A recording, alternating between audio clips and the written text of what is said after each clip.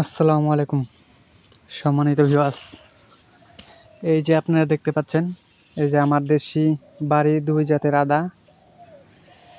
আদার ফলন প্রথম 3 মাস ভালোই ছিল, কিন্তু 3টা ওষুধ সবসময় প্রয়োগ করার পরে ওষুধের কার্যক্ষমতা হারিয়ে ফেলেছে আদার গাছগুলো। এটা বাড়ি 2 দেশি জাতের আদা, দেখতে পাচ্ছেন। এই যে পচন রোগ ধরেছে, উপরে পাতা পচে যেয়ে নিচের দিকে চলে যায়, তারপর পাতা গাছ সহ পচে নষ্ট হয়ে যায়। ওদিকে আরও আছে।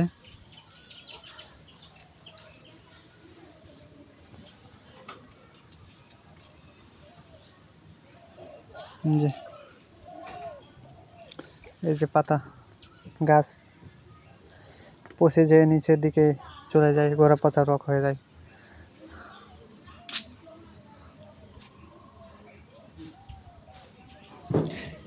মানুষের জীবনে সফলতা খুব শীঘ্রই যে চলে আসবে তা কিন্তু না।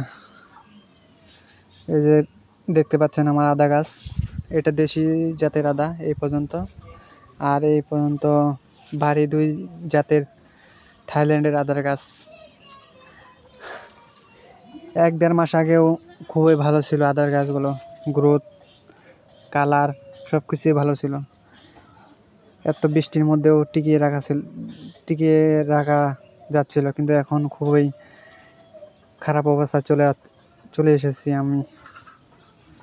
অনেক টাকা খরচ করা হয়েছে এগুলো আদা গাছের মধ্যে। প্রায় 200+ আদা গাছ রোপণ করেছি পরীক্ষামূলকভাবে।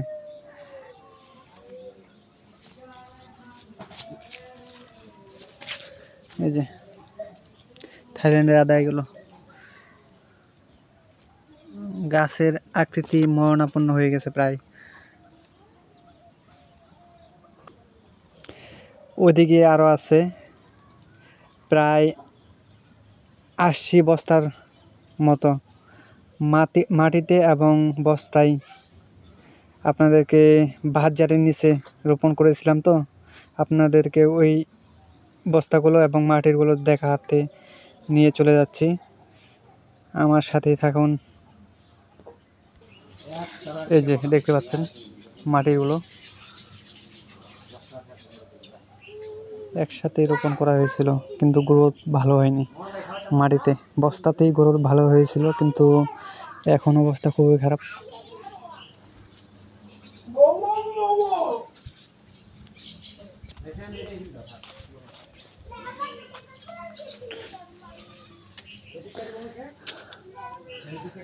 এই যে মাটি উঁচা করে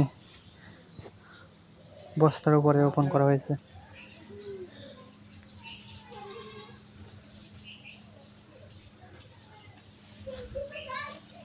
এই যে ভার্জারের নিচে আদা গাছগুলো, এগুলোর কোয়ালিটিও প্রথম খুবই ভালো ছিল, এখন গাছগুলো খুবই খারাপ অবস্থায় চলে এসেছে। আপনারা সবাই দোয়া করবেন।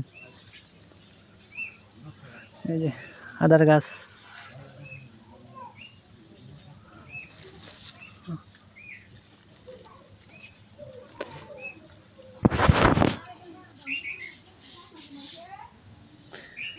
গাছগুলো খুবই চিকন হয়ে গেছে। বেশি অতিরিক্ত ছায়ার মধ্যেও রোপণ করা ঠিক না। দিনের প্রায় 1/3 সময় পর্যন্ত যদি রোদ থাকে তাহলে ফলন মোটামুটি ভালো হবে, তাছাড়া না। একবারে যে ভার্জারের নিচে রোপণ করবেন তাও কিন্তু না। এই দেখেন ভার্জারের নিচে রোপণ করেছিলাম। এই যে এখন বিকাল টাইম, প্রায় 2 ঘন্টার মতো রোদ থাকে, কিন্তু গাছের গ্রোথ খুবই খারাপ। প্রথম ভালো ছিল, কিন্তু এখন এই ভাদ্র মাস আশ্বিন মাস পড়ার সাথে গাছের অবস্থা খুবই নাজুক অবস্থা চলে এসেছে। পাতলা হয়ে গেছে গাছগুলো, পচে পাতা লাল হয়ে নিচের দিকে চলে যায়। আর বেশি ছায়া দেখে এই কারণে গাছের গ্রোথগুলো মোটা হয়নি। সবাই দোয়া করবেন আমার জন্য এবং আমার এই ফার্মের জন্য।